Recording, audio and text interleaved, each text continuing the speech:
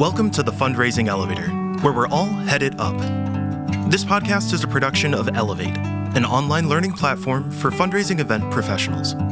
We're coming to you today from the studios of the AV department. Please welcome our hosts, Kristin Steele and Samantha Swaim. Hello, and welcome to the Fundraising Elevator. Today, we're going to talk about a different kind of event. Oftentimes, we talk about gala world, and we're going to talk about golf events today. A little bit first, though, before we jump in, we want to make sure you know about some great resources. So we have a webinar we did with today's guest, Dale Johannes, about golf events. So if you want to dive in a little bit further, Golf Status is a sponsor of some of our work, and they have a great resource out there. They did a webinar with us and with Dale to really dive into ways that you can really monetize your fundraising event, which we're going to just expand on today. Additionally, we have a webinar coming up about building your event budget, whether it's a gala or a golf tournament. Ryan Goodwin from the Fundraising Event Company is going to join me on May 21st, a free webinar about building that event budget. So be sure to check it out. Log in to swaimstrategies.com and you can register for those webinars. You can get the past webinar we did with Dale. But Dale, I used to sort of be one of those folks that said, get rid of your golf tournament. That was just like, to me, it was a swing and a miss. And it was not a big revenue opportunity. Yep. And you've kind of changed my mind on that. So we've invited you here today to dive into where we can actually move a golf tournament into being really a great community builder, but also fundraising event for us. So I'm glad you're here today so that we can share some of your insight and learnings that you've had recently with some of our guests. But for those who don't know Dale or who haven't tuned into a past episode, Kristin, let's officially introduce Dale to the audience. Let's do it officially. Dale Johannes' expert auctioneering skills, as well as his extensive experience in fundraising, donor cultivation, and nonprofit consulting, have championed charitable giving for nearly 20 years, raising millions of dollars for some of the most renowned organizations. Leading with integrity and passion, he and his talented team use their well-earned knowledge and experience to elevate every event. I have experienced that so many times, and we're grateful you're out there doing it. So, golf, big picture, where are we right now with golf events? Because it's my understanding that it is different than where we were not all that long ago. I just have to say, first of all, I get to talk about the two things I love so much. We're talking golf and fundraising. I know, so it's the best. It's Dale Day here. I am so happy. I even dressed in my golf attire for you all today. I love it. But yeah, and I'm glad we're having this discussion. So golf, let me tell you a little bit about the trends that we've seen, right? So golf was a little bit of a dying sport before COVID. And people were still doing, golf tournaments and charitable golf tournaments. And they weren't selling out and they weren't super well attended. And now, because of COVID, everybody was looking for something that they could do that was safe and outdoors. Yeah. And that's golf. Yeah. I mean, if you're close to people, you're doing something wrong, right? So golf kind of has a resurgence. And we saw that with, country clubs, and we saw that with even golf courses that were close to going under are thriving now. And the same thing with charitable golf tournaments, where we used to see, it was really hard to get people to go. They are popular. They are selling out. They are selling out quickly. Sponsors love them. And so the ones that I'm involved with, which I didn't used to do golf tournaments, as far as, fundraising and doing an ask or even a live auction. And now it's on over the summer. There's a lot of golf tournaments, and they're starting to come around with, hey, there's an opportunity here to do some fundraising. So I love to see that golf tournaments are back and they're very profitable and there's so much opportunity out there. That's great. Well, I always thought about golf tournaments as sort of a limited box you were dealing with, right? It was like you could only sell so many foursomes. You could only sell so many sponsorships. And typically the model of the golf tournament fundraising was very transactional. You were selling things. So a big shift that we've seen and where folks are engaging you a lot is really bigger fundraising opportunity. And I want to dive into that in this episode. But first, I want to talk about the transactional stuff because there's a lot of opportunity on a golf course and with a golf tournament to buy up, to sell lots of activities. So what are you seeing right now in the way of great golf tournaments doing something really fun on the golf course, something different, something transactional, but is a thoughtfully, strategically packaged, way of engaging with those like trendy, fun buy-up options. And most golf tournaments are 5 hours plus. Yeah. So there's plenty of opportunity there. And there's always little things that you can do that will introduce your organization to maybe some new people and move the needle fundraising-wise. So one of my favorites was I did Ronald McDonald Charities golf tournament. And on every other hole, they had a little trivia test. And if you got the trivia question right, you won a little something.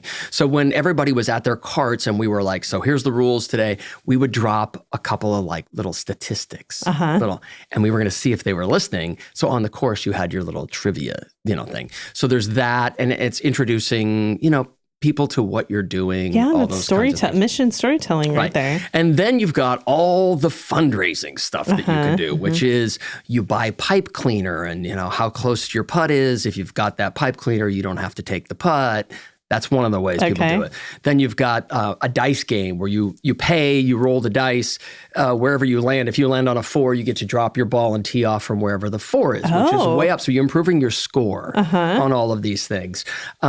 We talked about a little bit on the webinar, which is a lot of these tournaments have closest to the pin and long drive. What if you had closest to the keg? That was such a fun idea. Like they put a keg, it's nowhere near the pin. Are you going to go for the pin? Are you going to go for the keg? And you have to pay to do all of these things. So there's opportunities throughout the day. Golf tournaments are not fast. You're out there for a while, and they don't, they're not like every tee box, you're going to stand there for a little bit. And people have that understanding. That's okay. So what are you going to do at that time? That's where your fundraising opportunity. Oh, and also when you're checking in, they also have raffle tickets that you can drop in raffles. I mean, all these opportunities at check-in. Would you like to buy the VIP pass, which means you get all of these things. You get to do our putt-putt contest. You get to, have a couple raffle tickets. There's just so many opportunities out there. So I think a lot of our nonprofit friends are not golfers. Yeah. I'm not. I don't know anything about golf except for what I've learned from you. Yeah. And I hear this word all the time and I don't know what it means. Okay. You can buy a mulligan. Yes. What does that mean? A mulligan is a do-over. Oh. So if you hit a bad shot, and that's another thing they sell, right?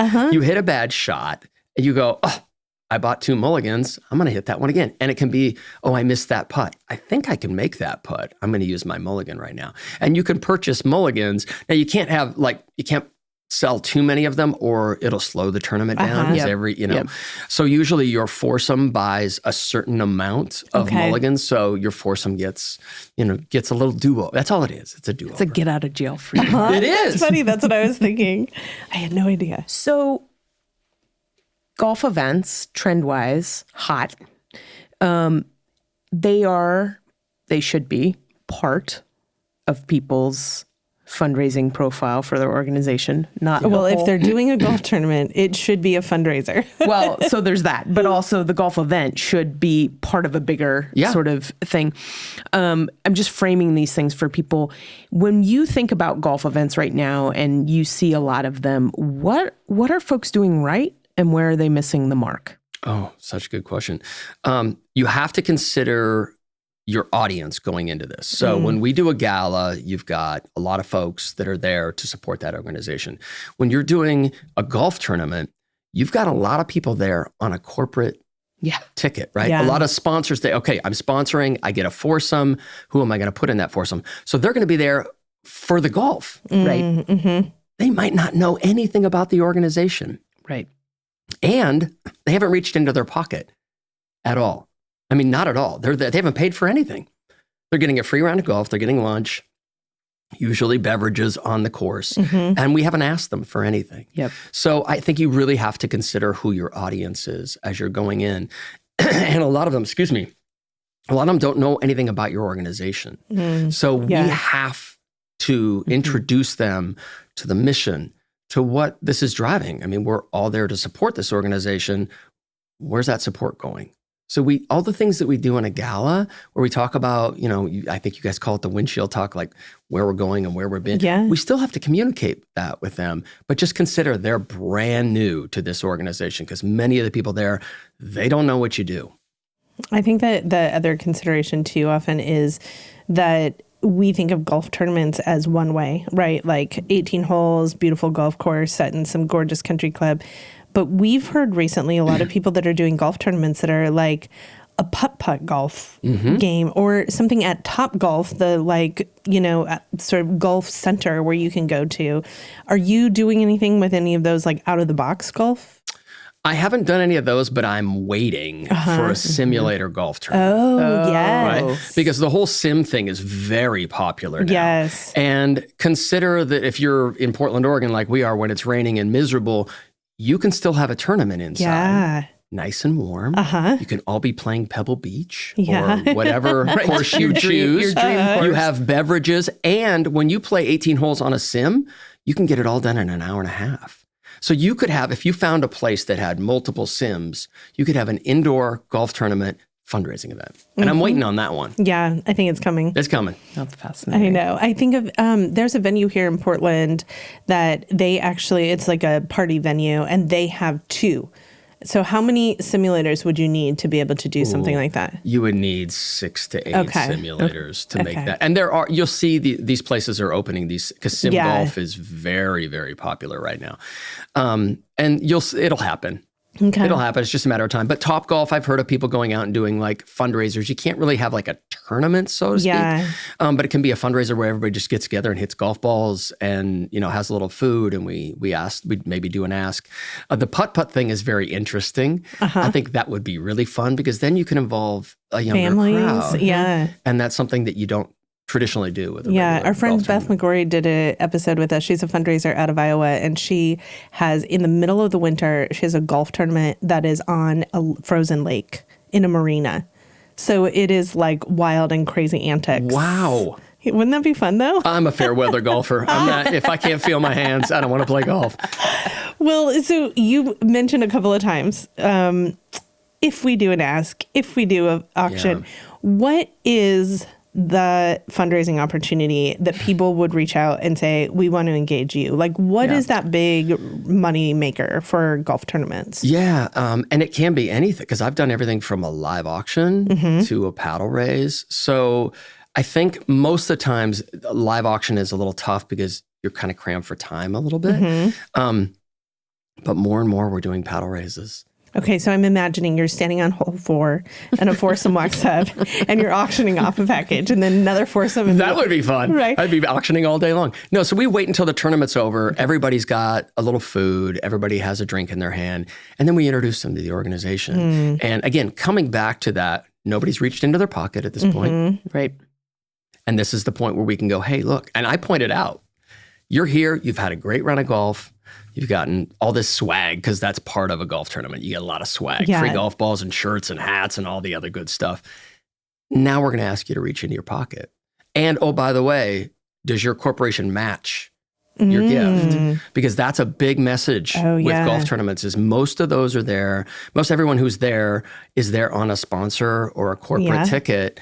Does your corporation match? If you give $250, is it going to be a $500 gift? And folks are responding. It's working. So I keep thinking of our nonprofit friends that are not golfers, but they're like their board has said, hey, there's this medical association that wants to partner with us. They have a golf tournament. They want to make us a beneficiary. I'm the development director and I don't know anything about golf.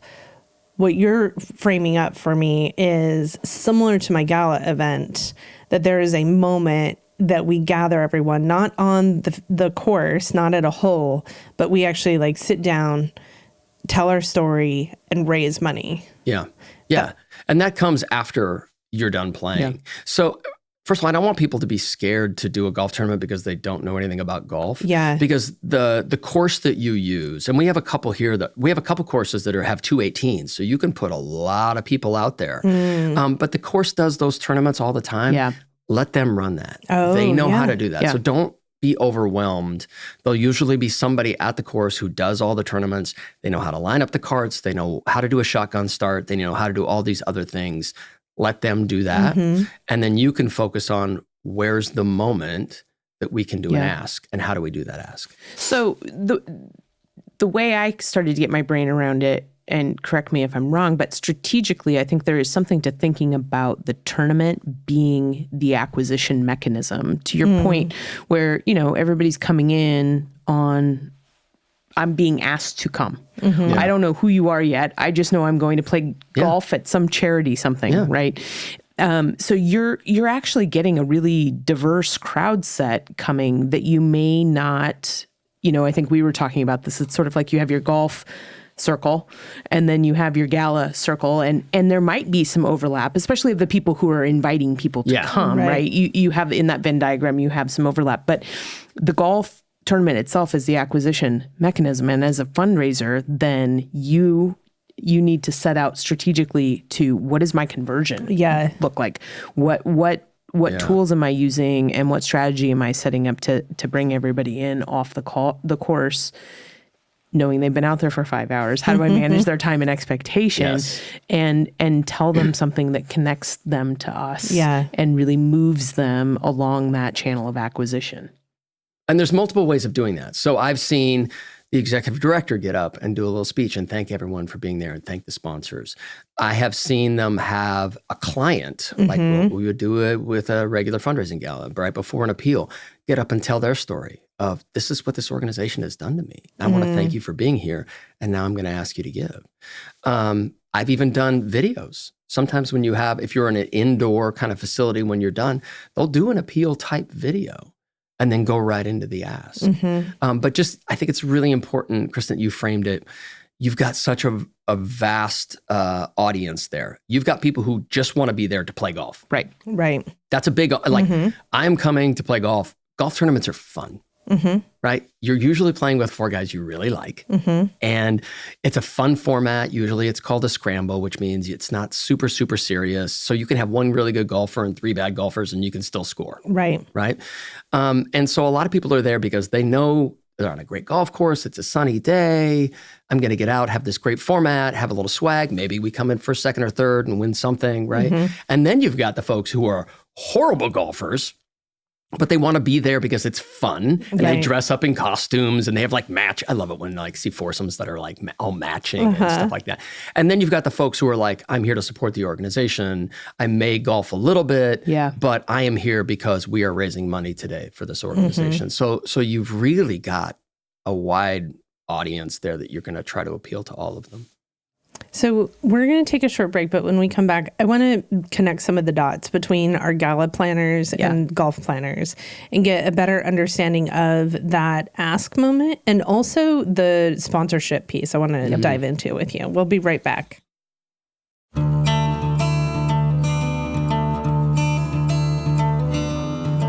Ready to take your fundraising to the next level? Need to get unstuck in your event planning?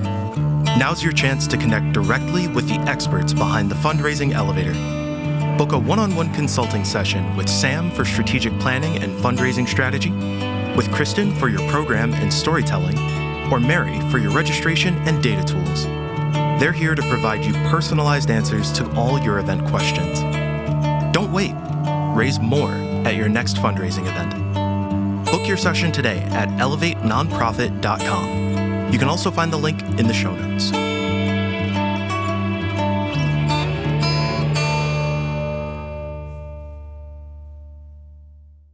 Welcome back. We're here with Dale Johannes, and we're talking golf. Oh, yes. My strong suit. We've all ascertained during the break. Golf is my strong suit. So we were talking about opportunities for nonprofits at their golf events prior to that. And I think it would be really helpful if we walked through an example of a post-golf game program, because when we're talking about fundraising, that's likely where the major fundraising attention should be. And we want folks to understand how they can incorporate that gathering into their golf tournament to make it less transactional and center their mission and their work so that the folks who come, who know nothing about them, walk away connected and at least knowing something about them. So how do we literally bring everyone off the course and gather them, because we all know butts in seats, paying attention is how we're going to move them. How do we do that?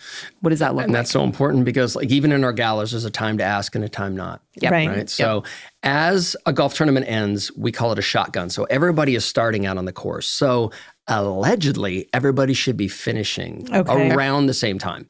So with a regular golf tournament, you're going to have 40 carts-ish on the course. And when they're done, you just see this parade of carts coming in. And that has to be like really well executed. The carts come in, you drop your clubs, you hand your scorecard in, and you go get yourself something to eat, get a drink. Some people want to freshen up a little bit. And you get ready for the dinner or lunch, if you do a morning. The awards, like who won first place, second place, closest to the pin. And that's our opportunity. Okay. That's when we do the ask, because everybody's got just like in a gala, a little food in their belly, little drinky, right? And not too much. and we're going to tell that story. Great. Get them seated, just like a gala. I'm imagining like people standing around, but that's not going to be as effective. So getting them seated. Do you mentioned in a prior conversation the aspect of heat and timing on a golf course can be a big deal, right? Like folks are tired, they've been out on the golf course all day, so you have this like narrow window. When you think of like literally all the carts are coming off and you're directing folks, are they going to a buffet? Are they being seated and wait and you're serving dinner during the ask? Like, what does that look like for the hungry, tired golfer? And that's very important, is to consider the timing. If you're on the course and it's been a hot day and you don't want to have unfortunately I've been part of this, 5.5 to 6 hour round of golf. And then you're exhausted. So as those courts come in, it's almost always buffet. Okay. So you're going to come in, some people go splash some water on their face, freshen up a little bit. You're going to get into that buffet line. Please have more than one buffet so that we can circle people through. And then they're going to go sit down in some cool place or, at least shaded place. And then we'll have a couple bars set up so you can go get a beverage or whatever. And then once they've sat down and they've just kind of started into that, we got to go. We got to start because you have a very narrow window there and you have a lot to accomplish. And so in a gala program, we would be welcoming folks. We might have entertainment. Then we would go into our storytelling about the work of the organization, then our fundraising. Then we might have honorees, maybe a keynote. But you're talking like, is this an hour? Is this 10 minutes? This is from the time they sit down, half an hour. Max. So you're, okay, I'm going to like level up a little because I haven't planned a golf tournament. So let's say I'm going to take your model. They come off. I have ice towels ready for them so they don't even have to go anywhere. We like your tournament already. I'm handing them an ice towel as they come off the course, or my volunteers are, and they're telling them where to go to get food. Multiple buffets, so we're getting everyone through quickly. And then they're taking a seat. Are they assigned tables? That's usually the way to do it if you want to do paddles. Okay. So if we assign them a table based on their foursome. Yes, usually it's two. So you'll have like maybe two groups. Yeah, tables of 8. So they go to their table and there I have their bib paddles. As the last 3/4 are working through the buffet line, I'm now starting my program. With a welcome and then right into storytelling about our work. And then right into that paddle raise, you'll find your paddles on the table. Grab those paddles. We're raising money.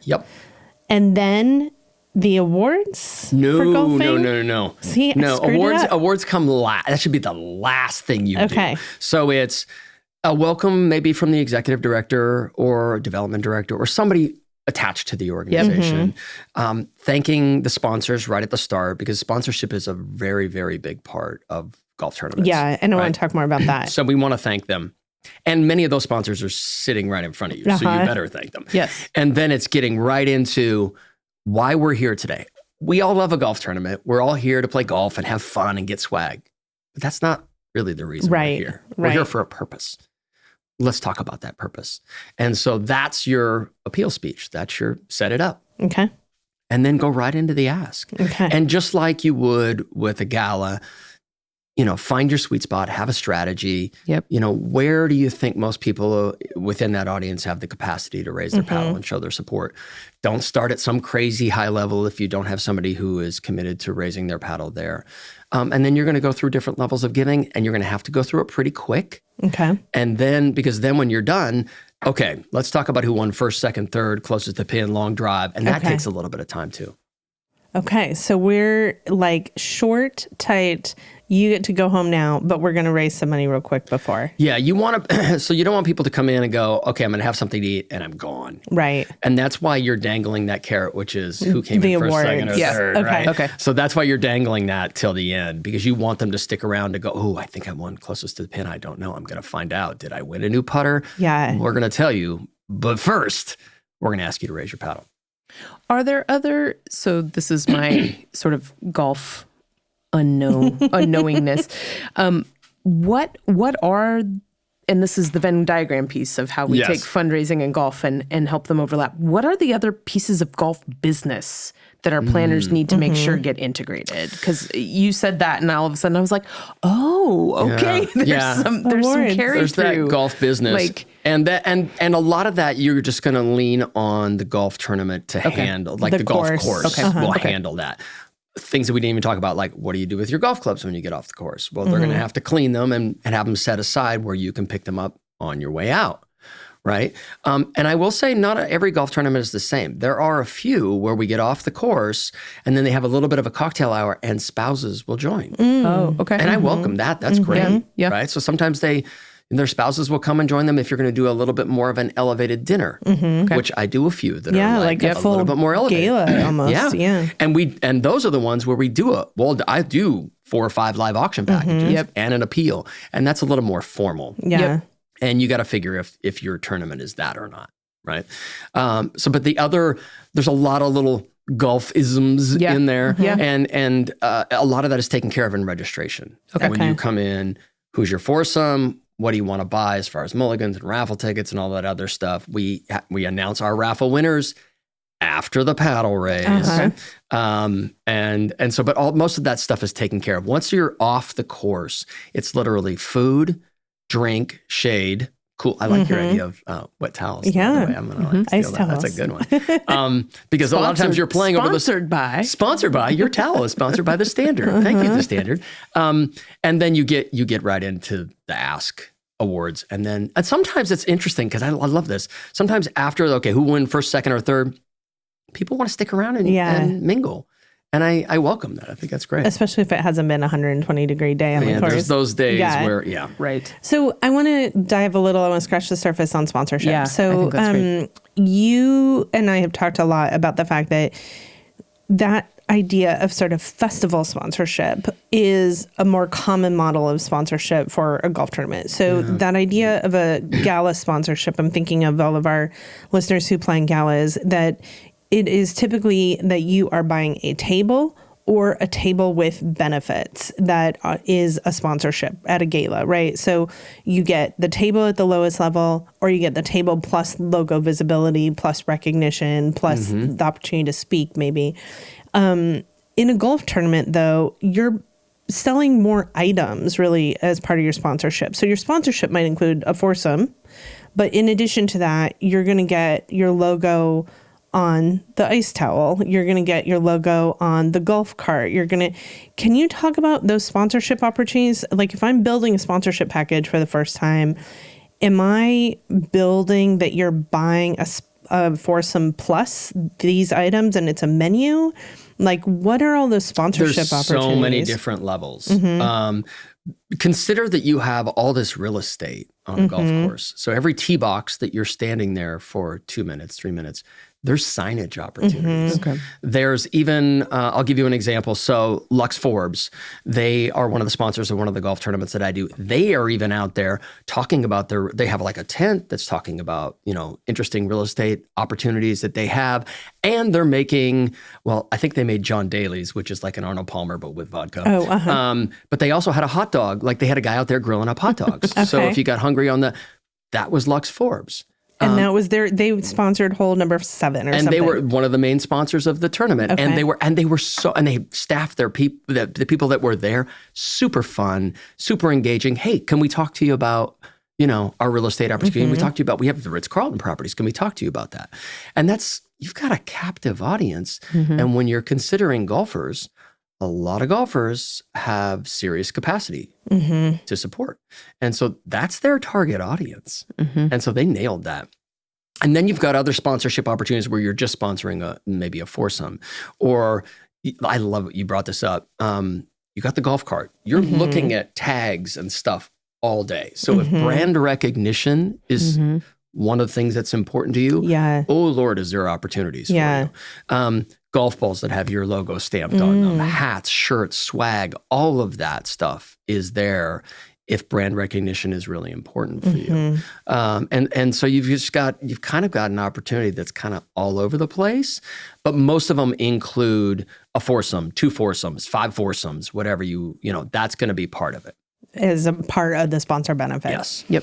I think it's interesting to me to think of the similarities, but also the differences. And one of the differences from the planning side is that oftentimes you are doing a lot more with sponsorship. Like that's the lift, is a lot more with sponsorship versus galas. We tend to do a lot more with major donor work, getting pre-committed gifts, maybe auction procurement.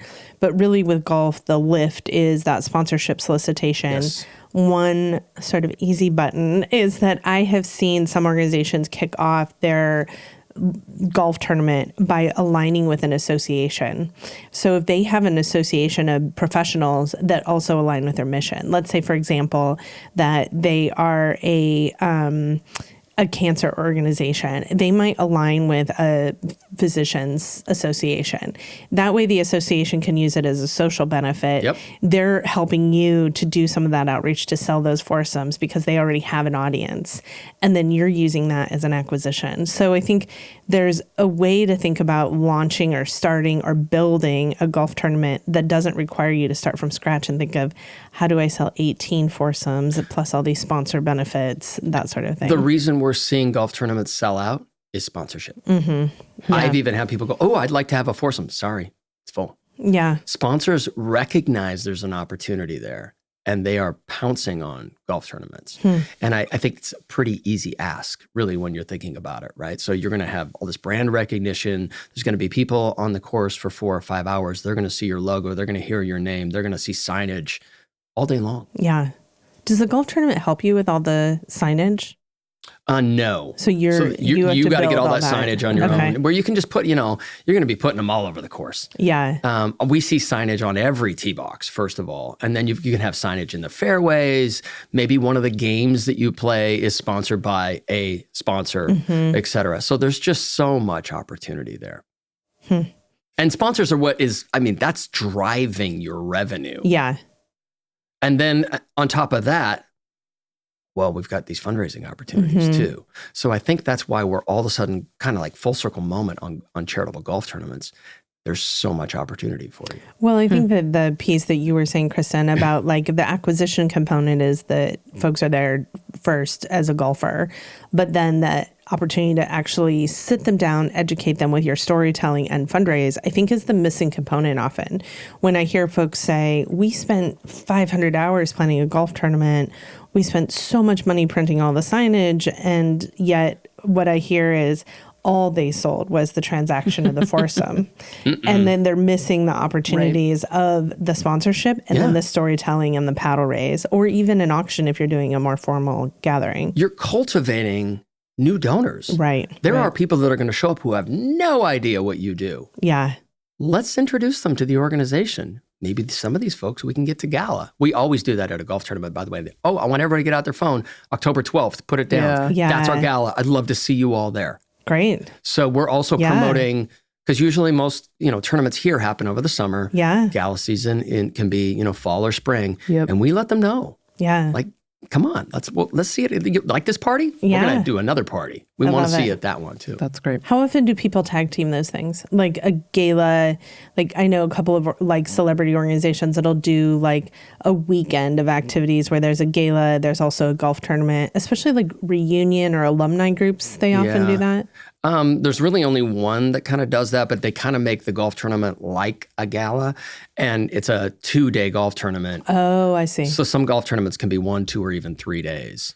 And so, So Children's Cancer Association does it brilliant. 2-day golf tournament. Yeah. And it is one of the larger fundraising events they do. They get the same people. They get people flying in from all over the country to go to this golf tournament. And it's so well done. And the mission is there. And we do a full-on auction gala. And it is It's fantastic. So do they have their auction as like they like sit everyone down, do a formal dinner. Do spouses join for that one? They do. Okay. So they it's do. like they have gala. silent auctions, the items that there's another thing that you can do. I'm not a big fan of a silent auction, and I know you aren't as well. But if you've got sports memorabilia, that's the thing that really drove people. Especially golf. A lot of sports memorabilia. Or if you get, hey, here's an opportunity to go for a foursome to go play in Bandon, like put that in your silent auction or put it in a live auction. When we're thinking about stories during the program that we're telling to folks, is there a difference in the kind of stories we're telling there? Or is it just the same idea of showing our impact, showing it specifically and well? And in nuggets. Yeah. Like I like little nuggets. I love it when I'm standing on a tee box and I look and I go, oh, look at this. Boys and Girls Club fed, 200,000 kids lunch last year. I didn't know that. Right? Those little sound bites. Like I like, those are the little nuggets. And then we do the traditional, let's tell somebody's arc. Yep. Like here they were, this organization took them to here and it's all because of you. Thank you. So the storytelling from that was, first of all, thank you for bringing up, we still need to tell the story. We can't just get there and go, okay, everybody have a good time. Now I need you to raise your paddle. Right. Now you need to pay for it. Right? So we still need to tell that story. And the way we tell the story is very similar to what we do in a gala. But just everything needs to be shorter. Because we're on a really tight timeline before we lose people. That's a long day for golfers. Yeah, absolutely. You get there early because you want to go hit golf balls and warm up. Yeah. Maybe they have a box lunch for you. Then you got your putt thing. Then you're going to get in your cart. Then you're going to play 4.5 hour round of golf. Then you're going to have, this is a day. Yeah. Yeah. Right? So at the end of that day, we got to keep it tight. Well, it comes down to that idea of I always talk about that sort of third rail arc of human economics and what's happening. And you have to know that for a golf tournament, your program and special appeal is not primary purpose. No. Right. It is not. Maybe for you, but not for your golfers. Correct. And so the more you work against what's happening in that room and not reading the logistics that you've laid out for people and where they are on that journey to soft pants to get home and be done, your fundraising strategy will not hit the marks that you have laid out for it if it's not working in a congruent fashion. And because there's so many things within a golf tournament that can go sideways a little bit, you got to stay flexible. You can't, I know we get into gala and we're like, well, we need to give this award away. And then this person needs to speak. Sometimes you got to throw that all out and go, look, this tournament took 5.5 hours instead of 4.5. Right. We got to get to it right now. And as long as you stay flexible with that, I think you're fine. So if folks are hiring you to work a golf tournament, I'm thinking of, okay, they're hiring Dale to go and do either their auction and their paddle raise. My guess is you bring also that layer of expertise of like, the golfers are going to be tired. I'm watching my clock. Yeah. So here's how to be flexible in this moment.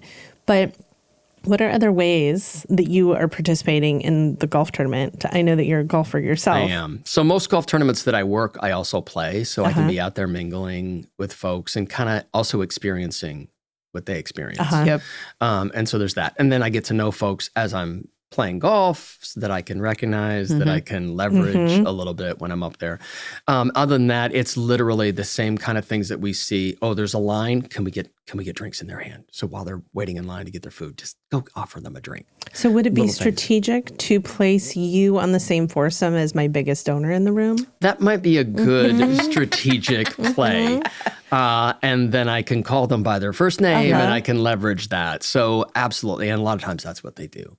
Have you ever been working the course in some way where you're not actually playing, but you're out on the course doing a pitch or fundraising something? Yep. I've done some where honestly, the course was full. And I was like, if you've got a donor, that person goes out. I can stay back and just, hound people. I did a little play-by-play on the he's lining up that putt. I did my golf voice. So I was out there like, it looks, this is going to be a left to right break. So I did all that golf clap, these kind of things. So we were just having fun out there, but I was still introducing myself because again, when we do a gala, I don't want the first time you see me to be like, hi, I'm Dale. I need you to raise your paddle now. Right. I need to gain that trust. Yep. Right. And that's an important relationship. So I was out on the course and just kind of having some fun with folks. I had a little golf cart and I was running around offering people beer and doing like little play-by-play. Give the auctioneer the giveaways. There you go. I like it. Yeah. Well, we're going to take a break, and when we come back, we're going to jump in the fundraising elevator.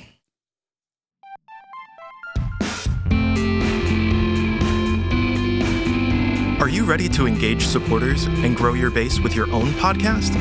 Then let us introduce you to our partners at the AV department in Portland, Oregon.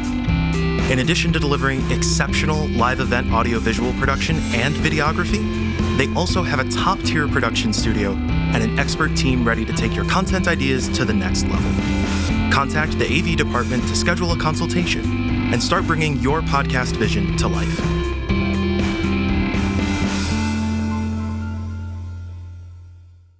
Welcome back. We are here with Dale. We are talking golf, but we are going to get in the fundraising elevator. Okay. We ask all of our guests to come in and offer one tip, sage bit of wisdom for our fundraisers out there so that they can keep heading up. What you got? This is my tip. Less is more. Yeah. Mm-hmm. That's my tip. As we get into fundraising season, as we see the trends, don't try to do too much. Do a little less, and be very strategic with the less, what you're doing. Choose carefully. Don't ask them a million times to raise their paddle. Choose less and be strategic with that. So less is more. Less live auction items, less time, less all that, and very much more strategic with the time that you choose. I love that. So folks want your wisdom and strategy. How do they get a hold of you and engage you? Just they can go to my website, which is dc-auctions.com. They can just email me. I'm a big fan of just get a hold of me. It's just my name, dalejohannes at gmail.com. I got lucky with that one, right? You just did. dalejohannes at gmail.com. So I'm available. Yeah, get a hold of me that way.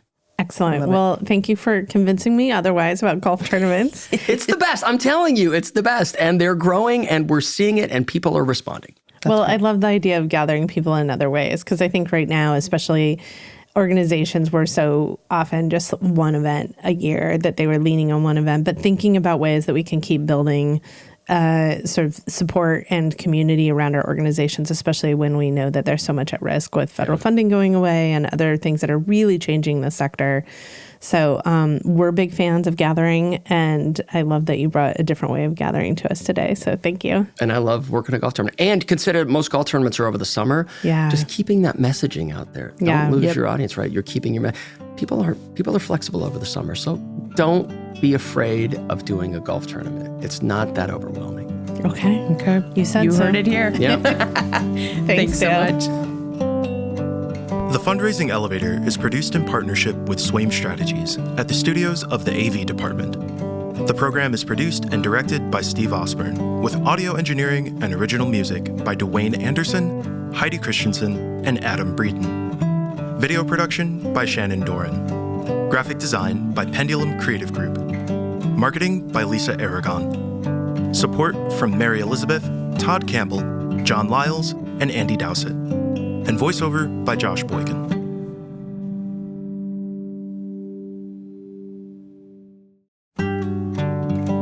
Friends, before we leave you, we want to ask for your help to make the podcast grow. If you enjoyed what you heard today, please follow, subscribe to the Fundraising Elevator. And if you're getting a lot out of the show, please share it with a friend and leave a review. These things help make sure that the podcast continues heading up. Thank you so much for tuning in.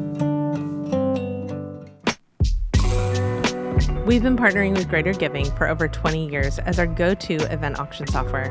Greater Giving allows us to do our job, planning fundraising events, even better because we can manage guest lists, seating, bid number assignments, and sales all in one place.